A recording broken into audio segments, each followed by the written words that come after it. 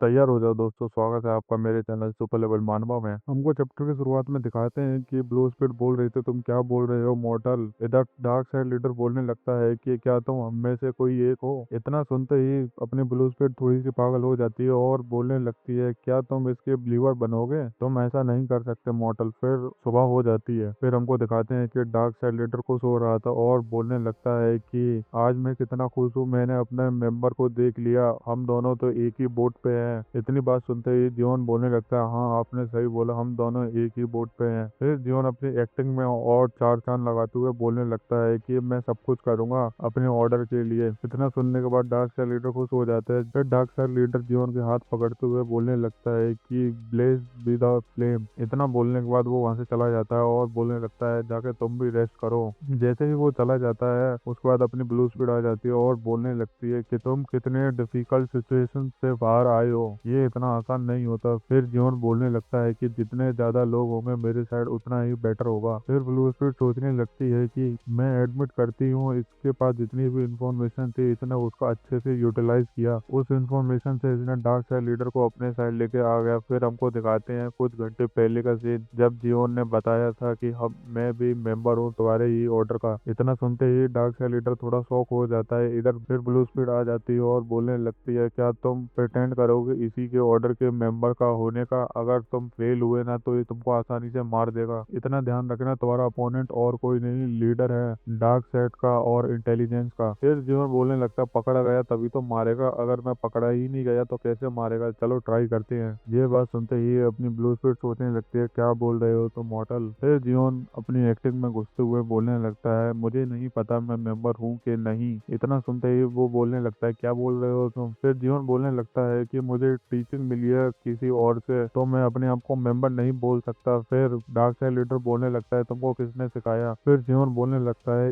एक old man जिसके चेहरे पे काफी सारे दाग थे, उसने मुझे ये सब कुछ सिखाया, लेकिन उसने कभी अपना नाम नहीं बताया क्योंकि वो डिफिकल्ट सिचुएशन में होगा। फिर डार्क साइड लीडर बोलने लगता है कि तुम मेरी बातों का क्लियर आंसर नहीं दे रहे, मैं ऐसी बातों पर तुम पर कैसे विश्वास कर लूं। फिर जीवन भी बोलने लगता है, आप मुझ पर विश्वास नहीं कर सकते क्योंकि मेरे पास पूरी इंफॉर्मेशन नहीं है। इधर डार्क साइड लीडर सोच रहा था कि ये करना क्या चाहता है यहाँ पे। फिर जीवन बोलने लगता है कि मुझे ये वाली प्रेयर को ओरिजिनल टेक्स्ट से पढ़ाया है। इतना सुनते ही वो शॉक हो जाता है। इधर ब्लू स्पीड सोचने लगती है, मुझे लगता है मॉडल ने वो सब कुछ याद कर लिया है, बस एक बार देख के। और डार्क साइड लीडर बोलने लगता है कि क्या तुम ओरिजिनल टेक्स्ट की बात कर रहे हो? ये वाली टेक्स्ट तो सिर्फ हायर अप के पास होती है और किसी के पास नहीं होती। फिर जॉन बोलने लगता है, हाँ। फिर डार्क साइड लीडर बोलने लगता है, अच्छा तुमने सीखा है ना, तो एक स्पेसिफिक वर्ड को लिखो जो ओरिजिनल टेक्स्ट में लिखा हुआ था। फिर जॉन बोलने लगता है, ठीक है मैं लिख देता हूँ। फिर जॉन एक पेन को उठाता है और बोलने लगता है, स्पेसिफिक वर्ड लिखना है ना। फिर जॉन याद करने लगता है उस टेक्स्ट को और वो चीज लिखने लगता है। फिर ब्लू स्पीड बोलने लगती है कि क्या कोइंसिडेंस है, तुम्हारे ग्रैंडपा ने तुमको पर्शियन लैंग्वेज सिखाई थी, आज तुम्हारे काम आ रही है। फिर जॉन लिख के उसको दे देता है। जैसे ही वो उस टेक्स्ट को पढ़ता है वो बेचारे की आंखों में से आंसू आने लगते हैं और सोचने लगता है, मैंने सुना था उस ओल्ड मैन के बारे में, आखिरकार वो मुझे मिल ही गया, अब मुझे पक्का हो गया है उसी ने तुमको ये सब कुछ सिखाया है। ये सब कुछ देखते हुए अपनी ब्लू स्पीड सोचने लगती है, ये कितना बड़ा पागल है। फिर डार्क साइड लीडर जियोन के कंधे पर हाथ रखे हुए बोलने लगता है कि अगर उसने तुमको सिखाया है तो तुम हमारे ऑर्डर के पार्ट बन चुके हो, चलो मुझे बताओ कि वो कहाँ पे है। फिर जियोन बोलने लगता है, मुझे पता नहीं, वो एक दिन चले गए मुझे कुछ ना बता के। फिर डार्क साइड लीडर अपने आंसू पहुंचते हुए बोलने लगता है, चलो कोई बात नहीं, आखिरकार मैंने इतना तो पता लगा ही लिया, वो जिंदा है। फिर इधर अपनी ब्लू स्पीड बोलने लगती है, जियोन तुमने इतना बड़ा झूठ बोला है कि तुम उसको जानते भी नहीं हो और तुमने बोल भी दिया, और मुझे इतनी बड़ी हैरानी हो रही है, इसने इतनी छोटी सी बात को पकड़ नहीं पाया और ये तुम्हारे जाल में फंस गया। लेकिन जियोन अपनी आदतों से बाज नहीं आता और बोलने लगता है कि उन्होंने अपने पीछे कुछ छोड़ा है। इतना बोलते ही अपनी ब्लू स्पीड और डार्क साइड लीडर बोलने लगते हैं, क्या छोड़ा है मुझे बताना। जैसे ही अपने ब्लू स्पीड के दिमाग में कुछ क्लिक होता है और वो सोचने लगती है, अब क्या करने वाला है मॉडल, तुम कुछ उल्टा मत करना, अभी तो तुम पे ये विश्वास करना स्टार्ट करा है, अगर तुमने कुछ करा तो ये तुमको अभी मार देगा। फिर जॉन फिर से अपने एक पेन को उठाता है और लिखने लगता है। फिर जॉन बोलने लगता है, मुझे पता नहीं ये क्या लिखा हुआ है, बस उन्होंने बोला था कि जब तुम किसी से मिलो तब उसको ये लिख के दे देना। फिर जॉन उसको लिखने लगता है। उसको देख के डार्क साइड लीडर सोचने लगता है क्या लिख रहा है, और उसको देख के वो बेचारा शॉक हो जाता है और सोचने लगता है, इसने ये क्या लिखा है, सॉर्ड ऑफ सोल। मॉडल जैसे ही डार्क साइड लीडर उसको पढ़ता है वो समझ जाता है ये फैंटम स्वॉर्ड के बारे में लिख रहा है। उसको देख के अपनी ब्लू स्पिरिट खुश होने लगती है और बोलती है आखिरकार ये हमारे जाल में फंस ही गया। मॉर्टल ने अपने ग्रैंडपा के कातिल को आखिरकार ढूंढने का नया रास्ता ढूंढ ही लिया। फिर डार्क साइड लीडर उसको देखने लगता है। फिर अपना सीन प्रेजेंट में आ जाता है और अपनी ब्लू स्पिरिट बोल रही थी मॉर्टल तुम थोड़ा केयरफुल रहना। फिर जियोन बोलने लगता है क्यों? फिर ब्लू स्पिरिट बोलने लगती है क्या तुमने उस टाइम देखा नहीं वो कितने गुस्से में था। वो अपने ऑर्डर को बचाने के लिए कुछ भी कर सकता था, तुमको वहां मार भी सकता था। तुम इसके साथ जितना दूर रहो उतना ही तुम्हारे लिए फायदा है। फिर जियोन बोलने लगता है ये कितनी बुरी बात है।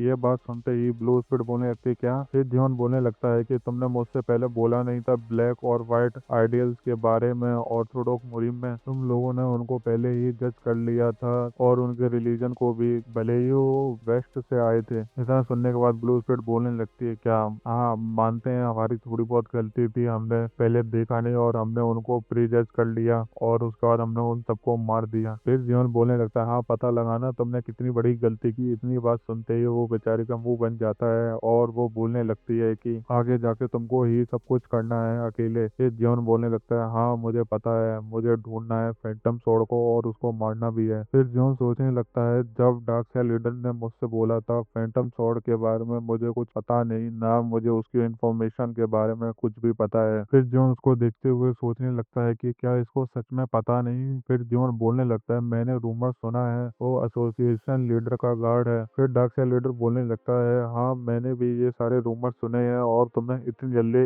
इन सारे रूमर्स को पता भी कर लिया, ये तो कितनी अच्छी बात है। लेकिन इन रूमर्स का कोई मतलब नहीं क्योंकि डार्क साइड लीडर को ही पता है उनके गार्ड कौन कौन से हैं, यहाँ तक कि वाइस लीडर को भी नहीं पता उनके गार्ड कौन से हैं। फिर जियोन सोचने लगता है मुझे यहाँ पे भी कुछ पता नहीं लगा उसके बारे में, नहीं मैं ऐसा नहीं हो सकता। लेकिन उस पॉइजन टोड को भी तो पता है फैंटम स्वॉर्ड के बारे में, वो एक बार उससे लड़ा था, चलो उस पर ट्राई करके देखते हैं। और ये सारी बातें वो डार्क साइड लीडर को बता देता है और डार्क साइड लीडर बोलने लगता है ये सही टाइम नहीं है, टोड पॉइजन अभी आइसोलेट हो रखे हैं, वो किसी से मिलना नहीं चाहते। अगर जब तक कोई बड़ा मैटर नहीं होगा वो बाहर भी नहीं आएगा, ना ही तुमसे मिलेगा वो। फिर जियोन टेबल पे कॉइन रखते हुए बोलने लगता है कि ये सब मुझे मिले थे कॉर्क ब्लड वैली में जब मैं फर्स्ट आया था, मैं इनका यूज करूंगा और उनको बोलूंगा मुझे सिखाओ अपने पॉइजन आर्ट के बारे में। जैसे ही वो ये सारे कॉइन को देखता है और बोलने लगता है ये कितने इम्पोर्टेंट है, अगर तुम इनको वहां लेके जाओगे तो तुम आसानी से उनसे टीचिंग रिसीव कर सकते हो। फिर जियोन मुस्कुराते हुए उसको बोलने लगता है कि हाँ ये बात सच है, मैं ऑर्डर के लिए सब कुछ कर सकता हूँ जो कि मेरे पास है, प्लीज मेरी मदद करो। इतना सुनते ही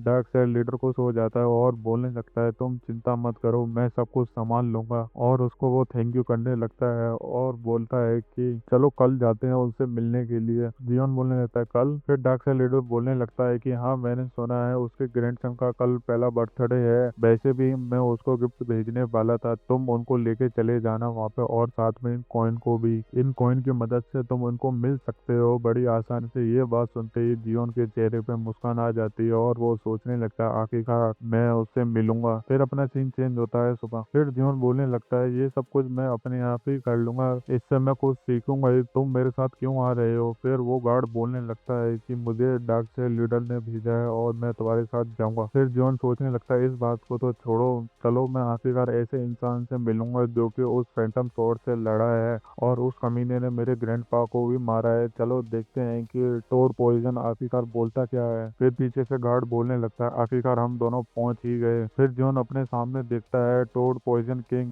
बेक शाह मैनर, ये कितना सुंदर है और मुझे यहाँ वो इंसान मिलेगा जो कि उस फैंटम स्वॉर्ड से लड़ा था। जैसे ही जियोन कुछ बोलने वाला था उतने में उसकी नजर साइड से जाती है और वो देखता है थर्ड डिसाइपल को। उसको देख के वो खुश हो जाती है और बोलने लगती है मोंक जियोन बुन, और जियोन की नजर फिर से जाती है और वो फिर से साइड से देखता है और वो क्या देखता है सेकंड डिसाइपल को और वो बोलने लगता है डार्क साइड लीडर डिसाइपल तुम भी यहाँ आए हो। फिर वो दोनों जाके जियोन से मिलने लगते हैं और जैसे ही वो दोनों पास आ रहे थे बेचारे गार्ड की तो हालत ही खराब हो जाती है। वो सोचने लगता है कि ये यहाँ क्यों आ रहे हैं और जियोन सोचता है ये वाली सिचुएशन ठीक नहीं है, ये दोनों मिलेंगे तो लड़ेंगे। फिर थर्ड डिसाइपल सोचने लगती है हाँ ये भी यहाँ इसी वजह से आया है जैसे कि मैं आई हूँ यहाँ पे, ये आया होगा टोड पॉइजन किंग से सपोर्ट लेने के लिए। टोड पॉइजन ने अगर किसी को सपोर्ट करा तो उसको एडवांटेज होगा सक्सेसर की बैटल में, इस वजह से ये भी यहाँ पे आया है। लेकिन मुझे ऐसा क्यों लग रहा है, इसको देख के ये मुझे मारना चाहता है। और बेचारे को सच में बहुत गुस्सा आ रहा था और वो सोचता है 2 घंटे पहले जब वो अपने अंधे वाले मेंबर से मिलने गया था और वो उसकी कटी हुई गर्दन को देखता है, उसके बाद उसको गुस्सा आ जाता है। वहां जाके वो किसी की गर्दन पकड़ लेता है और उसका नाम जोंग इम था। और सेकंड डिसाइपल बोलने लगता है, तुम कर क्या रहे थे जब यहाँ पे ये सब कुछ हो रहा था, तुम थे कहाँ पे। और उसको उठा के दूर फेंक देता है और बोलने लगता है कि इन सबको मार दो,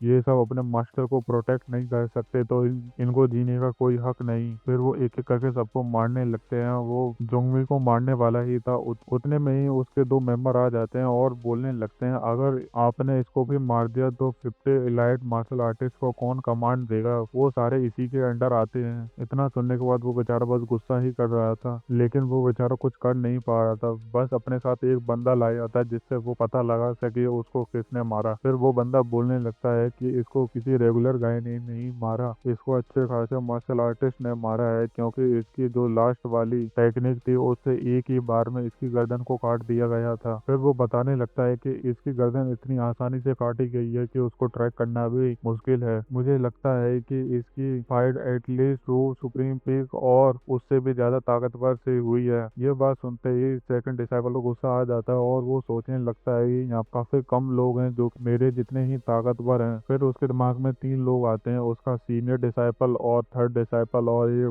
मूछे वाला, पता नहीं कौन है, आगे जाके पता लगेगा। और सेकंड डिसाइपल बोलने लगता है कि जाके ढूंढो उस इंसान को, चाहे कुछ भी करना पड़े, मैं अपना रिवेंज लूंगा सेम वे में जैसे उन्होंने मेरे बंदे को मारा, मैं भी उसी के बंदे को उसी तरह मारूंगा। सेकंड डिसाइपल जैसे ही वो हारन के पीछे उस मूछे वाले आदमी को देखता है, वो गुस्सा होने लगता है और सोचता है कि ये किंग ऑफ ब्लेड का डिसाइपल है और साथ में 5 टाइगर में से एक। मुझे लगता है इसी कमीने ने मारा है मेरे बंदे को, मैं इसको छोड़ूंगा नहीं। वो उसका चार्जअप देख के वो भी सोचने लगता है ये लड़ाई करने वाला है और वो भी अपने स्वॉर्ड पे हाथ रख लेता है। उसके पीछे से एक लड़की आती है, बोलने लगती है कि मास्टर थोड़ा शांत हो जाओ, हम यहाँ पे लड़ाई नहीं कर सकते, अगर हमने लड़ाई करी तो टोड पॉइजन हमको सपोर्ट नहीं करेगा, हम आगे जाके दिक्कत में आ जाएंगे। इतना सुनते ही वो बेचारा, ये बात सुनते ही वो बेचारा शांत हो जाता है, बेचारा कर भी क्या सकता था। फिर वो वहां से चलते हुए बोलने लगता है, चलो सब यहाँ से। इधर थर्ड डिसाइपल सोचने लगती है कि इसके साथ क्या गलत हुआ है। फिर वो जियोन से पूछने लगती है, मुक जियोन बोन क्या तुम इसके साइड चले तो नहीं गए। फिर जियोन बोलने लगता है नहीं। फिर वो भी वहां से जाने लगती है और बोलने लगती है, वैसे मैं तुमसे बात करना चाहती हूँ लेकिन अभी सही टाइम नहीं है, मैं तुमसे बाद में आके बात करूंगी। और वो सोचने लगती है कि मेरे पास अपॉर्चुनिटी का भी फायदा है, मैं इसको उठाऊंगी क्योंकि मैं इससे सक्सेसर की लीड में आ जाऊंगी और मैं अगली सक्सेसर बन सकती हूँ डार्क साइड लीडर की। इधर सेकंड डिसाइपल भी सेम बात सोच रहा था। उन दोनों को आता हुआ देख टोड पॉइजन के लोग सोचने लगते हैं, ये दोनों यहाँ क्यों आ रहे हैं, और अपना जियोन और उसका गार्ड वो भी उनके पीछे ही चलने लगते हैं। उन कमीनों ने उन दोनों को तो आगे जाने दिया, जियोन और उसके गार्ड को रोक दिया और बोलने लगते हैं, पहले अपने आइडेंटिटी को दिखाओ। फिर जियोन बोलने लगता है, मैं डार्क साइड लीडर का डिसाइपल हूँ और मैं यहाँ गिफ्ट लेकर आया हूँ। ये बात सुनते ही उसके गार्ड बोलने लगते हैं, हाँ मुझे माफ कर दो, तुम डार्क साइड लीडर के डिसाइपल हो, चलो कोई बात नहीं, तुम यहाँ पे अपना नाम लिख के चले जाओ और अपने गिफ्ट को भी छोड़ के और तुम यहाँ से जा सकते हो। फिर जियोन बोलने लगता है, क्या क्या बोल रहे हो तुम। फिर उसका गार्ड बोलने लगता है, यहाँ काफी सारे लोग आ रहे हैं, हम हर किसी को अंदर नहीं जाने दे सकते, तुम यहाँ से जा सकते हो, क्योंकि हमको अंदर से ऑर्डर आया हुआ है, जो इम्पोर्टेंट गेस्ट नहीं है उनको अंदर मत आने देना और बाकी सबको वहां से ही लौटा दो। ये बोल के बेचारा बहुत खुश हो रहा था कि मैंने आखिरकार डार्क साइड लीडर के डिसाइपल को वहां से भगा दिया। और जियोन से बोलने लगता है कि तुम यहाँ से जा सकते हो, लेकिन तुमको पता है ना जियोन क्या क्या कर सकता है। फिर जियोन अपनी कमीनी वाली हंसी हंसते हुए कुछ करता, उससे पहले ही अपना सीन चेंज हो जाता है। टोड पॉइजन की वाइफ आ रही थी अपने बेटे के साथ, उसका बेटा बोलने लगता है, आज ही ये चांस है, क्योंकि एसोसिएशन लीडर ने अपनी बीमारी के बारे में सबको बता दिया और उन्होंने रूमर्स भी फैला दिए, उस वजह से इन तीनों में लड़ाई चालू हो गई है। इधर टोड पॉइजन ने अपनी सपोर्ट के बारे में किसी को नहीं बताया, अभी तक हमको नहीं पता हम किसको सपोर्ट कर रहे हैं। फिर उसका बेटा बोलने लगता है, क्या हम फादर से जाके पूछ नहीं सकते, वो किसी को भी चुन लें। फिर उसकी मदर बोलने लगती है, तुमको पता है ना अपने फादर के बारे में, एक बार डिसाइड कर लेते हैं तो वो किसी की सुनते नहीं। फिर गेट खुलते हुए अंदर आ रही थी और बोलने लगती है कि हम उन दोनों को बड़ी प्यार से बोल देंगे, तुम दोनों यहाँ से जा सकते हो। जैसे ही वो गेट खोल के अंदर आती है और वो सामने क्या देखती है, वो दोनों एक दूसरे से कंपटीशन सेलिब्रेशन करने में लगे हुए थे और बोलने लगते हैं आज कितना अच्छा दिन है लेडी। जैसे ही ये दोनों सेम वर्ड बोलते हैं वो दोनों एक दूसरे की तरफ देखने लगते हैं और सेकंड डिसाइपल बोलने लगता है कॉन्ग्रेचुलेशन आपके ग्रैंडसन का पहले बर्थडे के लिए। जैसे ही वो बोलता है वो दोनों एक दूसरे से ही लड़ने लगते हैं। इधर लेडी सोचने लगती है क्या ये दोनों अभी भी यहाँ लड़ रहे हैं। फिर बोलने लगती है थैंक यू तुम दोनों यहाँ आए। वो बेचारी कुछ और बोल पाती पीछे से एक गार्ड आ रहा था और बोलने लगता है मैडम एक दिक्कत हो गई है और वो उसके पास आते हुए बोलने लगता है कि डार्क साइड लीडर का डिसाइपल भी यहाँ आया है। फिर लेडी बोलने लगती है क्या मैंने तुमको ऑर्डर नहीं दिया था जो भी आए उन सबको वापस भेज देना। लेकिन वो गार्ड उसी कॉइन को दिखाता है। उसको देख के वो शॉक हो जाती है और वो गार्ड बताने लगता है कि फिर जियोन बोलने लगता है कि क्या मैं अंदर नहीं जा सकता तो मेरे पास और कोई चॉइस नहीं है मुझे वो चीज अपनानी ही पड़ेगी। फिर वो गार्ड बोलने लगता है क्या अपनाना पड़ेगा तुमको पता है। फिर जियोन ने क्या ही करा होगा। फिर लेडी बोलने लगती है तुम मेरी विनती को समझोगे। वो दोनों बोलने लगते हैं क्या। फिर वो लेडी बोलने लगती है कि डार्क साइड लीडर डिसाइपल भी तुम दोनों को ज्वाइन करेगा। ये बात सुनते ही दोनों शॉक हो जाते हैं। इधर मस्त जियोन हीरो वाली एंट्री मारते हुए अंदर आने लगता है और वो सोचता है कि मैं अंदर कैसे आया। मैं अंदर आया इन कॉइन की मदद से और जियोन ने बोला था कि मैं रिक्वेस्ट करता हूँ टोड पॉइजन किंग से वो मुझे टीचिंग दें पॉइजन के बारे में।